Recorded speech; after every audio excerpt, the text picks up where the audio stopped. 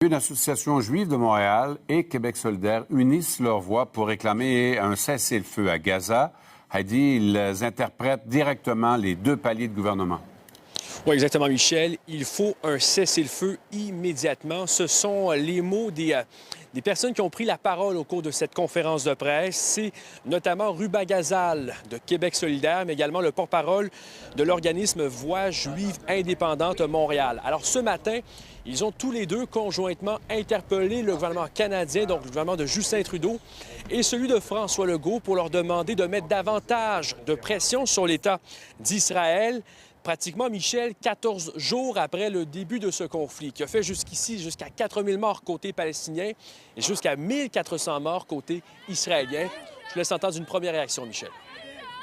La punition collective qui est imposée au peuple gazaoui est absolument abominable et on ne peut pas l'accepter. Le Québec et le Canada doivent prendre des mesures très concrètes là, pour s'opposer à ça. Heidi, Québec solidaire demande aussi la libération des otages israéliens à Gaza. Oui, je rappelle, Michel, qu'il y a plus de 200 Israéliens qui sont détenus actuellement à Gaza, détenus en otage. L'armée israélienne a dit aujourd'hui avoir des raisons de croire que la majorité d'entre eux sont toujours vivants.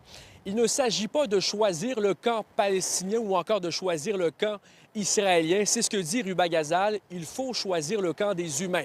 Et je lui ai demandé, Michel, en conférence de presse, demandez-vous également la libération des otages à Gaza? Voici ce qu'elle m'a répondu. Bien sûr, absolument. Il n'y a aucun doute là-dessus. En ce moment, il faut protéger toutes les populations civiles israéliennes et palestiniennes contre les extrémistes qui sont en train de faire la guerre, puis qui dans le fond, à la fin, les grandes victimes, ce sont les civils, et c'est notre responsabilité de les défendre. Michel, je peux vous confirmer que 2 semaines après le début de ce conflit, le service de police de la Ville de Montréal note une hausse de crimes haineux à l'endroit de la communauté juive de Montréal, mais également à l'endroit de la communauté musulmane de Montréal. On aura l'occasion cet après-midi de vous présenter les chiffres qu'on vient tout juste d'avoir au cours des dernières minutes. Merci beaucoup, Heidi. J'en prie.